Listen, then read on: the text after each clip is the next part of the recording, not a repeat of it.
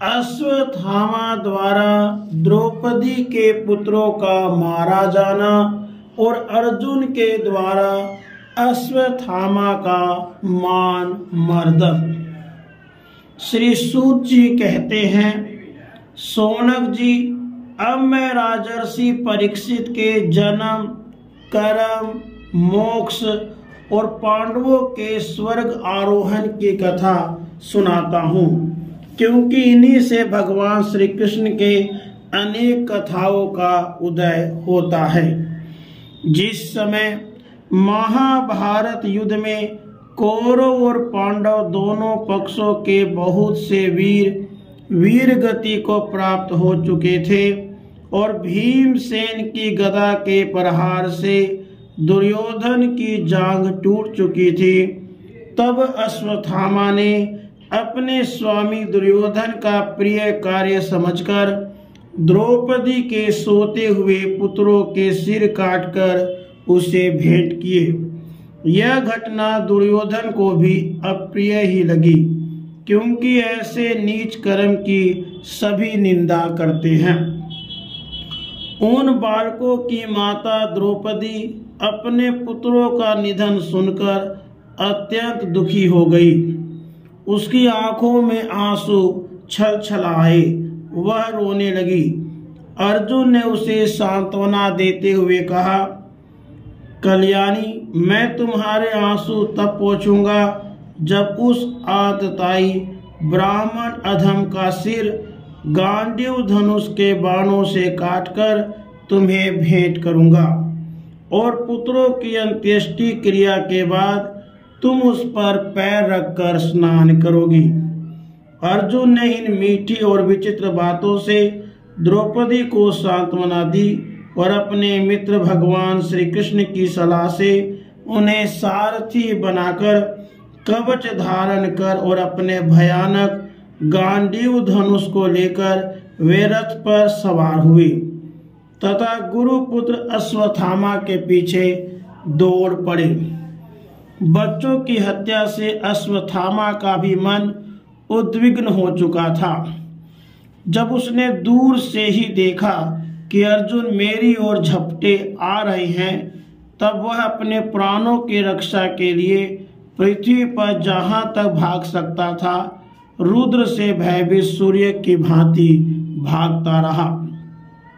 जब उसने देखा कि मेरे रथ के घोड़े थक गए हैं और मैं बिल्कुल अकेला हूं, तब उसने अपने को बचाने का एकमात्र साधन ब्रह्मास्त्र ही समझा। यद्यपि उसे ब्रह्मास्त्र को लौटाने की विधि मालूम न थी, फिर भी प्राण संकट देखकर उसने आचमन किया और ध्यानस्थ होकर ब्रह्मास्त्र का अनुसंधान किया।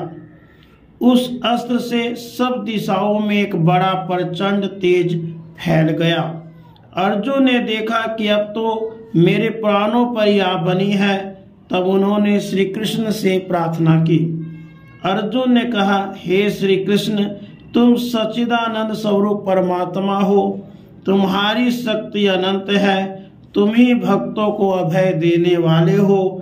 जो संसार की धधकती हुई आग में जल रहे हैं, उन जीवों को उससे उबारने वाले एकमात्र तुम ही हो। तुम प्रकृति से परे रहने वाले आदि पुरुष साक्षात परमेश्वर हो।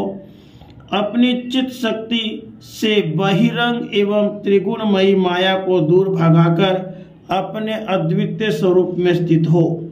वही तुम अपने प्रभाव से माया मोहित जीवों के लिए धर्म आदि कल्याण का विधान करते हो।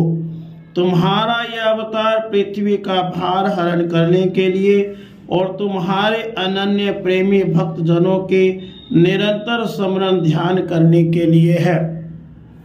हे श्री कृष्ण, यह भयंकर तेज सब ओर से मेरी ओर आ रहा है। यह क्या है, कहां से और क्यों आ रहा है, इसका मुझे बिल्कुल पता नहीं है। भगवान ने कहा, अर्जुन, यह अश्वत्थामा का चलाया हुआ ब्रह्मास्त्र है। यह बात समझ लो कि प्राण संकट उपस्थित होने से उसने इसका प्रयोग तो कर दिया है, परंतु वह इस अस्त्र को लौटाना नहीं जानता। किसी भी दूसरे अस्त्र से इसको दबा देने की शक्ति नहीं है। तुम शस्त्र अस्त्र विद्या को भली भांति जानते ही हो। ब्रह्मास्त्र के तेज से ही इस ब्रह्मास्त्र की प्रचंड आग को बुझा दो। सूत जी कहते हैं, अर्जुन विपक्षी वीरों को मारने में बड़े प्रवीण थे। भगवान की बात सुनकर उन्होंने आचमन किया और भगवान की परिक्रमा करके ब्रह्मास्त्र के निवारण के लिए ब्रह्मास्त्र का ही संधान किया। बाणों से वेष्टित उन दोनों ब्रह्मास्त्रों के तेज प्रलयकालीन सूर्य और अग्नि के समान आपस में टकराकर सारे आकाश और दिशाओं में फैल गए और बढ़ने लगे। तीनों लोकों को जलाने वाली उन दोनों अस्त्रों की बढ़ी हुई लपटों से प्रजा जलने लगी और उसे देखकर सबने यही समझा कि यह प्रलय काल की सावर्तक अग्नि है। उस आग से प्रजा का और लोकों का नाश होते देखकर भगवान की अनुमति से अर्जुन ने उन दोनों को ही लौटा लिया। अर्जुन की आंखें क्रोध से लाल लाल हो रही थी। उन्होंने झटपट उस क्रूर अश्वत्थामा को पकड़ लिया और जैसे कोई रस्सी से पशु को बांध ले वैसे ही बांध लिया। अश्वत्थामा को बलपूर्वक बांधकर अर्जुन ने जब शिविर की ओर ले जाना चाहा तब उससे कमल नयन भगवान श्री कृष्ण ने कुपित होकर कहा, अर्जुन इस ब्राह्मणाधम को छोड़ना ठीक नहीं है, इसको तो मार ही डालो। इसने रात में सोए हुए निरपराध बालकों की हत्या की है। धर्मवेता पुरुष, असावधान मत वाले, पागल, सोए हुए बालक, स्त्री, विवेक ज्ञान शून्य, शरणागत, रतहीन और भयभीत शत्रु को कभी नहीं मारते, परंतु जो दुष्ट और क्रूर पुरुष दूसरों को मारकर अपने प्राणों का पोषण करता है उसका तो वध ही उसके लिए कल्याणकारी है, क्योंकि वैसी आदत को लेकर यदि वह जीता है तो और भी पाप करता है और उन पापों के कारण नरकगामी होता है। फिर मेरे सामने ही तुमने द्रौपदी से प्रतिज्ञा की थी, जिसने तुम्हारे पुत्रों का वध किया है उसका सिर मैं उतार लाऊंगा। इस पापी कुलंगार आतताई ने तुम्हारे पुत्रों का वध किया है और अपने स्वामी दुर्योधन को भी दुख पहुंचाया है, इसलिए अर्जुन इसे मार ही डालो। भगवान श्री कृष्ण जी ने अर्जुन के धर्म की परीक्षा लेने के लिए इस प्रकार प्रेरणा की, परंतु अर्जुन का हृदय महान था। यद्यपि अश्वत्थामा ने उनके पुत्रों की हत्या की थी, फिर भी अर्जुन के मन में गुरु पुत्र को मारने की इच्छा नहीं हुई। इसके बाद अपने मित्र और सारथी श्री कृष्ण के साथ वे अपने युद्ध शिविर में पहुंचे। वहां अपने मृत पुत्रों के लिए शोक करती हुई द्रौपदी को उसे सौंप दिया। द्रौपदी ने देखा कि अश्वत्थामा पशु की तरह बांध कर लाया गया है।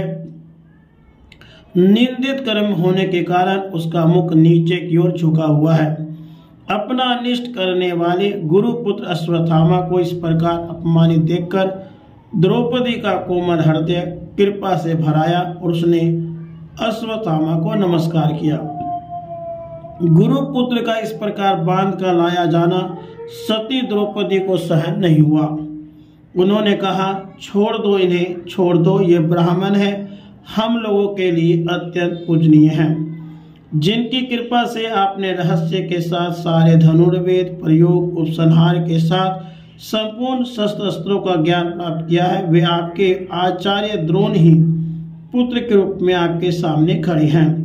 उनकी अर्धांगिनी कृपी अपने वीर पुत्र की ममता से ही अपने पति का अनुगमन नहीं कर सकी, वे अभी जीवित हैं। महाभाग्यवान आर्यपुत्र, आप तो बड़े धर्मज्ञ हैं। जिस गुरुवंश की नित्य पूजा और वंदना करनी चाहिए उसी को व्यथा पहुंचाना आपके योग्य कार्य नहीं है।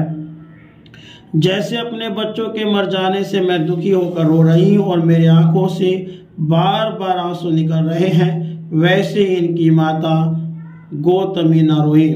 जो श्रृंखल राजा अपने कुकृत्यों से ब्राह्मण कुल को कुपित कर देते हैं, वह कुपित ब्राह्मण कुल उन राजाओं को सपरिवार शोक अग्नि में डालकर शीघ्र ही भस्म कर देता है। सूत जी ने कहा, शौनक आदि ऋषियों, द्रौपदी की बात धर्म और न्याय के अनुकूल थी। उसमें कपट नहीं था, करुणा और समता थी। इसलिए राजा युधिष्ठिर ने रानी के इन हित भरे श्रेष्ठ वचनों का अभिनंदन किया। साथ ही नकुल, सहदेव, सात्यकी, अर्जुन, स्वयं भगवान श्री कृष्ण और वहां पर उपस्थित सभी नर नारियों ने द्रौपदी की बात का समर्थन किया।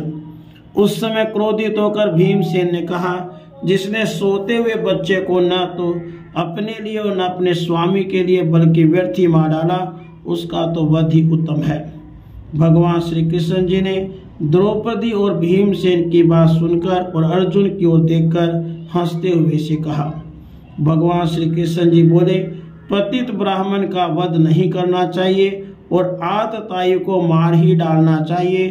शास्त्रों में मैंने ही ये दोनों बातें कही है, इसलिए मेरी दोनों आज्ञाओं का पालन करो। तुमने द्रौपदी को सांत्वना देते समय जो प्रतिज्ञा की थी उसे भी सत्य करो। साथ ही भीमसेन, द्रौपदी और मुझे जो प्रिय है वह भी करो।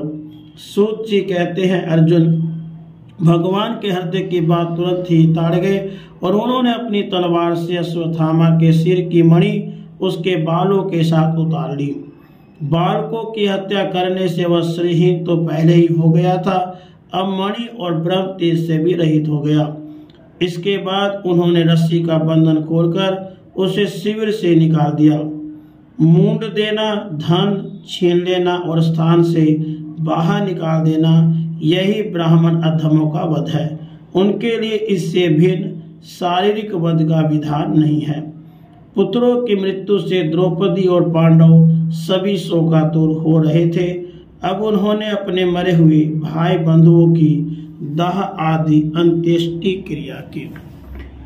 राधे।